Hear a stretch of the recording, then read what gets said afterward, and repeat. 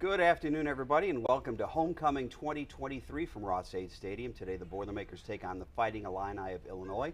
I'm Tim Newton, along with Kelly Kitchell. Pete Quinn is roaming somewhere in the parking lot right now. We'll get him on the broadcast on the Purdue Sports Network starting here at 2:30 Eastern Time.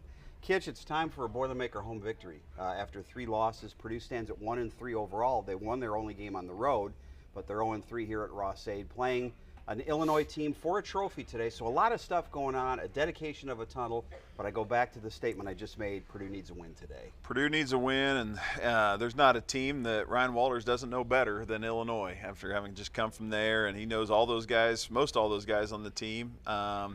And so it's, this Purdue team, we got to just, it's one of those where you just got to find a way to get a victory just to help the psyche of these guys. I think for them to get a win in Ross-Ade is going to be a big deal, right? These guys haven't had a win here in Ross-Ade yet, and so that's a big one for them to kind of cross that off their checklist right now. By the way, those of you watching on Facebook, if you wouldn't mind letting us know where you were watching today, and if you have any questions for us, we do have a little bit of breaking news from the injury standpoint. O.C. Brothers, one of Purdue's starting linebackers, is out of today's game with an injury. That means we'll probably see more of West Lafayette product Yanni Karloftis along with Clyde Washington. You know, Illinois is a team that's trying to establish a running game with Reggie Love and Josh McCray and others. This may step up their opportunity because O.C. Brothers is one of Purdue's best run stoppers. He is. He's an inside. He's a plugger. He does a good job. He's a physical guy inside, and he's but you know, it's in these situations, that's why you have a bunch of guys. I mean, it's next man up, right? We got to find a guy who can fill that in. It'll be interesting to see. You know, Yanni's done a good job this year. He's I thought he's played pretty well for being an undersized a little bit inside linebacker. He sticks his nose in there, and I know Yanni's got a great head for the ball and a nose for the ball and can really play the game. And then we'll see with Clyde Washington. We'll see how that plays out inside, but that's going to be a big piece of it. There is some, we hope, good news coming for the Boilermakers. Some players we think are getting close to coming back from injuries, but Corday Sidnor is again out today. Salim Turner Muhammad is out. Looking at my chart, DeMar J. Lewis is still out. And Daniel Johnson, the backup left tackle, is out. Got a question here from Indianapolis. Is Gus Hartwig starting? I would assume that Gus will start today and get the majority of the snaps. We'll probably see Josh Kaltenberger again at a couple of the guard positions. Could possibly see Luke Griffin this week. He's the transfer from Missouri. He may be backing up a little bit at right guard, but you're at that time of the season, week 5, guys are going to get hurt, and it is time for other people. And this is when depth really starts to play a factor. Absolutely. As the season goes on, injuries are just part of the game, and you see it happen a lot, and you need guys to step up. And I think, you know, you saw Gus, he didn't take every series last week. They were kind of managing him as he's come back since his surgery, and that was his first game back, so they're kind of managing him a little bit, getting him a series off here and there. I'd say you'll probably see Gus play all game, and we'll see if and they talked about earlier in the week how big of an importance it is. And you know, Gus is one of the only guys that we've had start a bunch of football games. You have multiple years. This team is made up of a lot of guys that have played either 1 year prior or maybe just this year. So they're learning as they go. But Gus is one that's played a lot of college football, a lot of high-level college football. As a guy who played offensive lineman, and I'm sure Pete could attest to this too if we get him out of the parking lot at some point. It's offensive line is a unit where that really needs cohesion. You need guys who can work together, who can play together. In the era of portal, you're going to have these stopgaps, I think, coming every year where you're going to have a new guy at this position, new guy at that position. How difficult does it make it for an offensive lineman? It is tough. I won't lie to you, it's tough. I remember our Rose Bowl year, those 5 guys, you know, I was kind of the 6th man, and I didn't get a lot of time because those 5 guys stayed healthy. And they were great. I mean, and then the following year when I started, I was at guard next to Kelly Butler, and you know, there were times that Kelly and I as the year went on, we knew what the other guy was thinking. So all of a sudden, you know, we could just give a little nod, a little tap, a little something where we knew what was happening. And sometimes it's even unspoken, you know, when you play next to a guy for a long time and you can kind of work that together. But yeah, you do need cohesion. You don't want a new starting lineup every time at offensive line. That's not a great recipe. You want those guys to play. I mean, usually you see rotation everywhere in the game. D-line, linebacker, you know, all your skill positions. Quarterback and offensive line, you very rarely see rotation in there. There's a reason for that. Yeah. Let's see. We've got John from Murrieta, California checking in. Joanne in Coeur d'Alene, Idaho. We mentioned we've got Indianapolis checking in, and there we go. So again, let us know where you're watching and if you have any questions for us. One of the things Purdue really needs to clean up is the laundry, the too many flags. Purdue is right now last in the Big Ten in penalties, and those penalties, as we've seen in the last few weeks, have come at really crucial times. That's what's killer is flags are part of the game. You're gonna have you want to have those penalties within the game that are maybe aggressive penalties, but not dumb ones. But I wouldn't say we've had a ton of really dumb penalties, but they really have come at tough times. As we're going in to score, it turns a first and goal into all of a sudden you're pushed back outside the 10. We've just seen some really, really tough ones. Even last week we saw Devin Mockabee had a great run. We were hoping we'd get him going. It was brought back for a holding call. Well, and then he had a penalty in the fourth quarter that negated a touchdown. Yeah, absolutely. And those are the worst, right? Yeah. I mean, those are the absolute worst when you have a touchdown call back. And you try, like I said, I've been coaching for a long time, and one of our goals is to if you have a penalty, you overcome. You get that next first down. That's one of our goals that we have.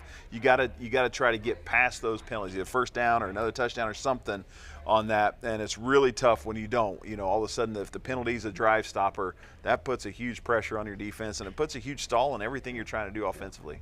Hello to Dave from Punta Gorda, Florida. Again, keep those coming. It feels a little bit like Florida today. Temperature is going to be about 80, 81 degrees at kickoff. Kitch has been sweating a little bit because he's been down in the field for the Tiller Tunnel dedication. The next week's game against Iowa, which is in Iowa City, also be a 3:30 Eastern kickoff. The early forecast for that one, high temperature of 56. I'll take it. It's going to be a little bit cool, a little bit more like October football weather. I like it. I'll put a sweatshirt on. I like that. Let's talk a little bit about some of the positives on the offensive side, and particularly Tyrone Tracy Jr., because I think it is apparent that we have found the right position for Tyrone Tracy. He has scored 4 touchdowns running the ball. He scored another one on a kickoff return, and he's a guy that looks like he's getting more and more comfortable every week. This takes me back to the spring of 22 when Tyrone Tracy first got here from Iowa, and I watched him. It was before Charlie Jones got here, and Tyrone was the guy in the spring. I mean, they were moving him around trying to find the right spot, but they were in the spring practices in the spring. They were putting the ball in his hands a lot, and he was dynamic. And then he was kind of a man without a position all of last year. They'd move him around. They tried him in inside receiver. They tried him in outside receiver. They tried him at running back. They tried to just put him in, motion him in and try to get the ball, but it just never seemed to click for him. Now he's in the run. He's a running back. He's comfortable. He runs. He's the guy to me that has the combination of both speed and power, and that's a great combo. And he's running hard. He's running with a purpose. I'm really enjoying watching his game develop. By the way, James is mad that he can't watch this game on regular TV. I wasn't aware that these games are televised, but they tell me that they are. Hey, it's on the Seriously, radio. It is. We understand there's a lot of frustration with the fans right now, but you have to look at the fact that NBC and CBS and the Big Ten Network and Fox have paid a lot of money to these schools. They have a lot of slots to fill, and NBC is trying to push its Peacock streaming subscription. So you're going to see the game, maybe see the game this week on Peacock. The next week's game against Iowa will also be on Peacock, and I can tell you now, the Boilermaker basketball fans that want to see every game this year, there are going to be some games on Peacock there too. So we're always on the radio. We're always free of charge. That's right. all I can say. Defensively, Purdue right now, 14th in the Big Ten in scoring, 11th in rush defense, 13th in pass defense, 13th in total defense, and the biggest stat that sticks out to me, opponents have converted 54% on third downs, and that is just an absolute deflating stat on that side. And a lot of them have been third and long. And that it's not like they're 3rd and 1 where they're just, it's an easier one to get and it's a higher percentage. You do a good job on first down, you make it 2nd and long, and all of a sudden you get a stop and you feel like it's 3rd and 13, 3rd and 8, 3rd and 9, and you feel like you can get off the field, and teams seem to convert on us, and that's a killer, that's a deflator, and it's a huge upside for the opposing team. I mean, if they can extend those drives, and that's what we talked about. The biggest difference from week 1 to week 2 was Purdue went from running 60 plays to 80 plays in the game because they were able to convert third downs. Well, teams are able to do that. Yeah. You extend drives, you get more plays, you have more opportunities, and defensively we just given up those third downs. So that has got to be a huge emphasis of getting off the field when you have the opportunity. Matt checking in from Syracuse. By the way, the last time I looked, it was Clemson over Syracuse, 21-7 at halftime. Syracuse, which beat Purdue here in Ross-Ade, undefeated coming into the day. So the three teams that have beaten Purdue have a record of 11-1 combined. Just throwing that out there. Fresno State's in the top 25. We've had, I think, decent play at the cornerback position. Again, you've got transfers there. Markevius Brown from Mississippi, Marquise Wilson from Penn State. I think those guys have been okay.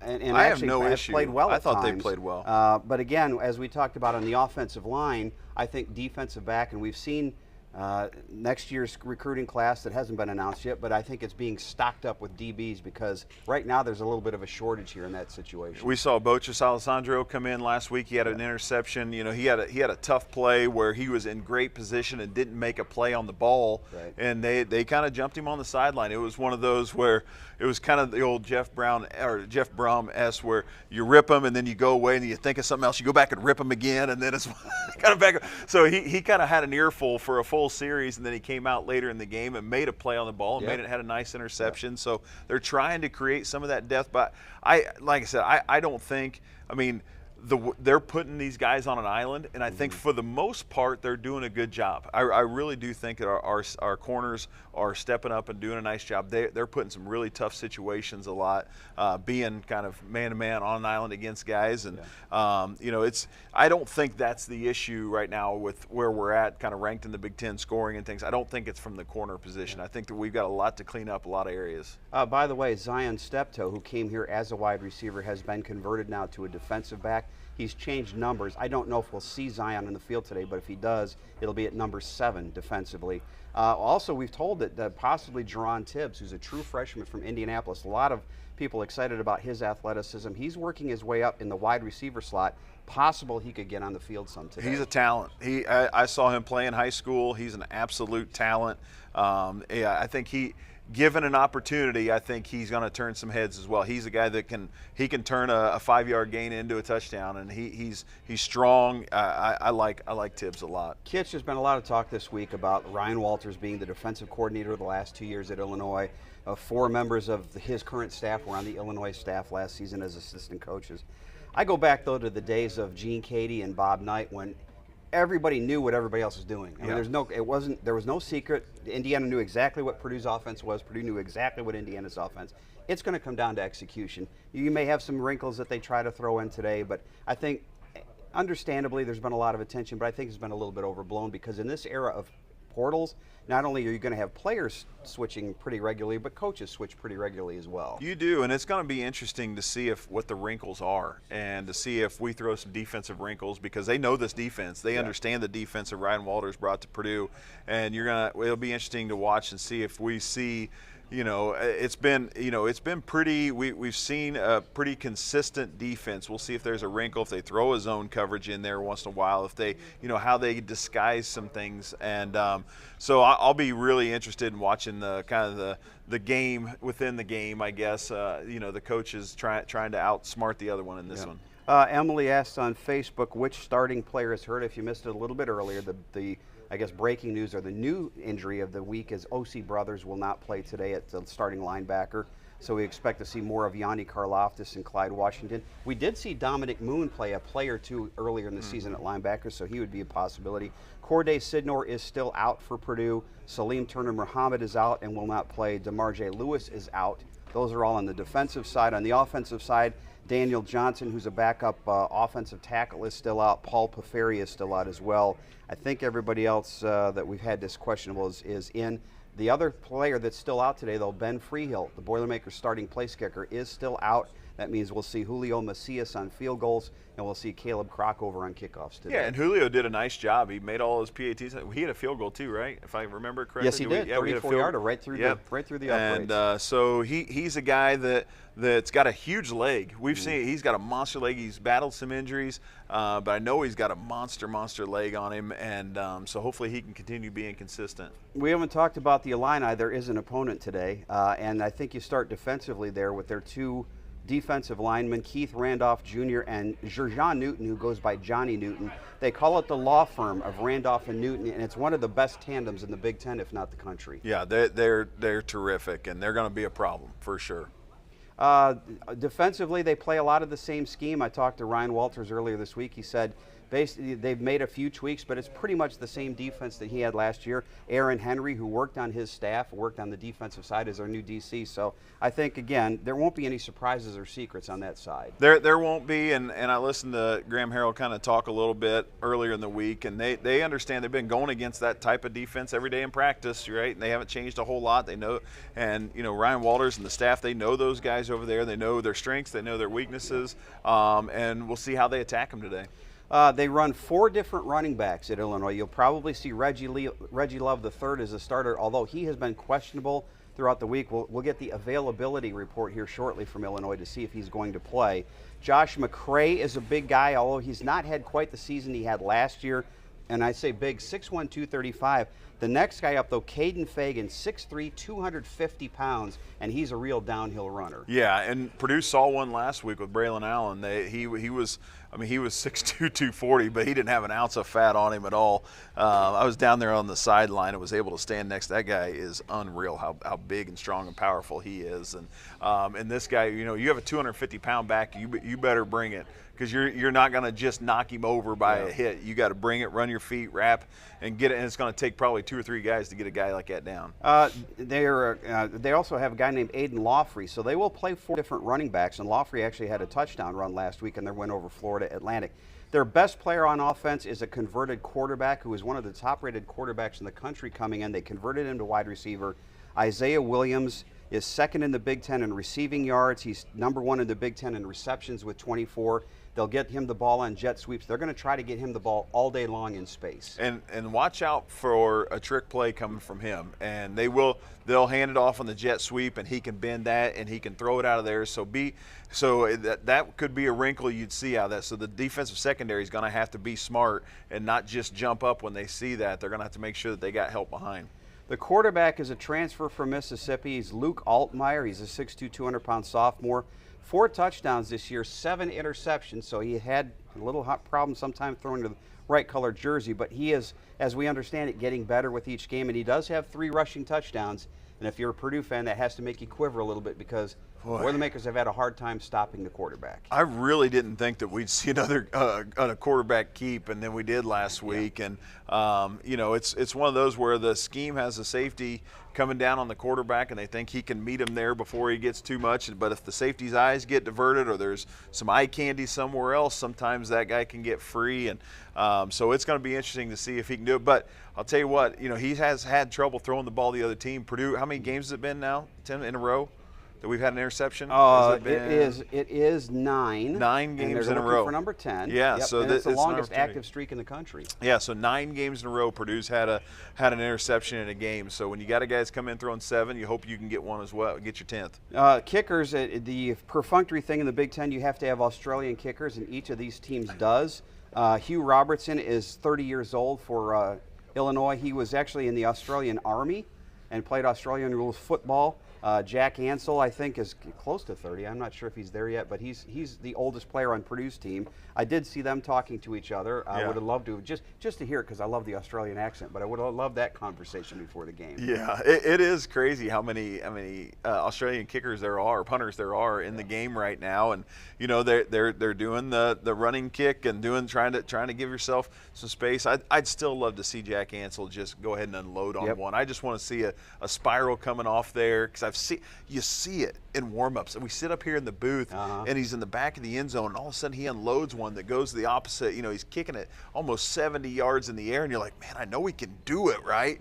But it keeps going with the end over end, and that was, last week that was a killer. We had a 20-yard punt coming out of there when we were backed up a little bit. Anyways, it was like 3rd and 27, and we end up with a 20-yard punt, and that's a killer. So you got to have a guy that can flip the field, and hopefully Jack can get one to go a long way today. Yeah, when you don't get your punt to the first down chains, that's usually a bad situation. It's a trophy day today, the Cannon Trophy. I know the Old Oak and Bucket was a big deal when the Boilermakers were playing Hoosiers during your time. Was there a lot of talk about the Cannon? You passed it. I remember because in the old way Mollenkoff was, we had all our trophies there as we passed it to go into the weight room, so you'd see it. It was this little tiny little cannon in there. You didn't think about it too much. Yeah. That's not one that you race across the field to go grab it out of the case. But it is a trophy. It's one of those you hold it up, you get some pictures. It's good, but the bucket's the real trophy. Yeah. That's the one in the lock. You race to go get it in the locker room. You get a picture with it, and that's the real one. It's been interesting in this series. The road team has won 9 of the last 11 Cannon games. Purdue has a big winning streak over in Champaign. The Illini won here a couple of years ago in a rainstorm. I'm sure you remember. I remember that because you were still drying out from that day. Yeah. But it's been a good one for the road team. It has been, and hopefully we can flip the script on that. And I would say last year over at Illinois was one of our most complete games. Yeah. And I remember talking to Coach Brahm after the game, and he was so happy about his team's performance over there. And Aiden O'Connell just had a career day, and and Maccabee had a career day, and it was just a terrific day over. It was just one of those happy days. I was in there. The way they do the post game, you're kind of behind everybody. I just remember we were able to kind of chat for a little bit. There's a big smile. You don't get a lot of smiles from your head coach a lot of times after a game, even after a win, because they're thinking about what they could have done better. That was a big smile day, and hopefully we can flip the script and get one at home today. By the way, I mentioned earlier that Purdue is last in the Big Ten in scoring defense. Illinois is 13th. Yeah. So this would look to be a high-scoring game, but typically those turn out to be your 10-3 slugfest.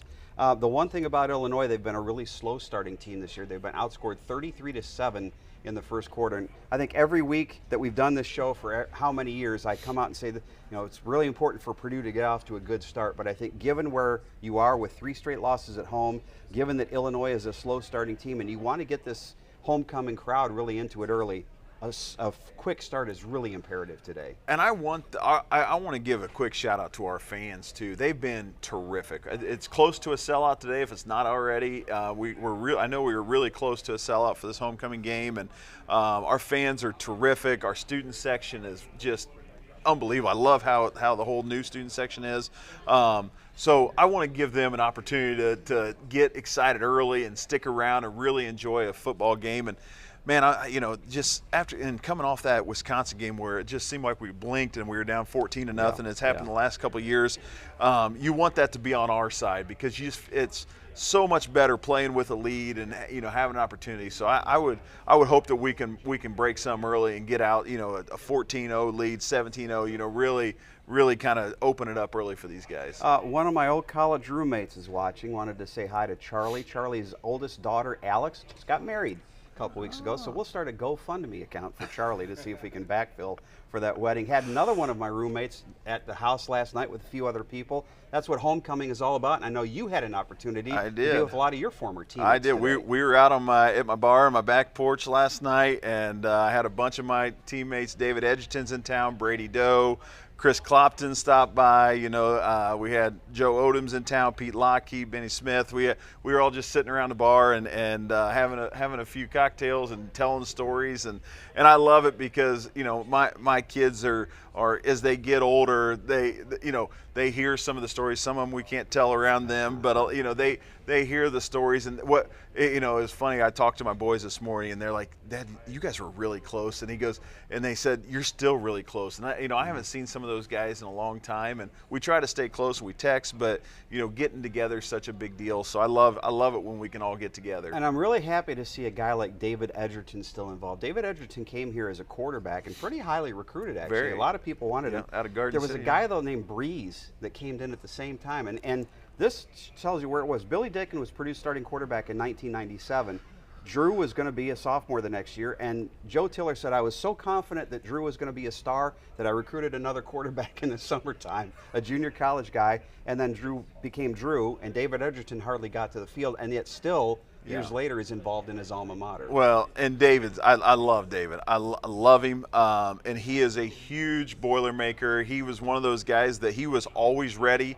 Drew just happened to be Drew, right? Yeah. But David never complained. You never heard anything negative out of him. him and Drew were really close. It was one of those where he was just ready when his time was coming. Unfortunately, it just never really materialized for him. But man, he was such a good quarterback. He could have started for a ton of teams in the Big Ten or around the country. And just like I said, just so happens he was behind one of the greatest quarterbacks of all time here. He loves Purdue. He's raising his kids to love Purdue. He lives in Joplin, Missouri, and he's built a lodge down there now. We're talking about a duck hunting trip down there for him. He's built a really cool lodge. So he's got Purdue memorabilia all over, and that and Kansas City Chiefs. So he loves his Chiefs and he loves his Boilers. I was right with you up until that last sentence. But it is great to see it, to have Edge come back and be part of it and feel at home. By the way, hello to my daughter-in-law, Olivia, who's again watching from England. She gets the furthest from the pin award tonight. Nice. Before we get our picks to click, turnovers could be a big thing today. And the one thing Illinois has not done well is get turnovers and prevent them. They are -6 in turnover margin. That's dead last in the Big Ten. That's going to be a huge, like you said, anytime you can steal a possession from the other team, it's a monster. I remember Coach Tiller he had all these stats he would talk about, and if you can score on defense, your percentage of victory goes up.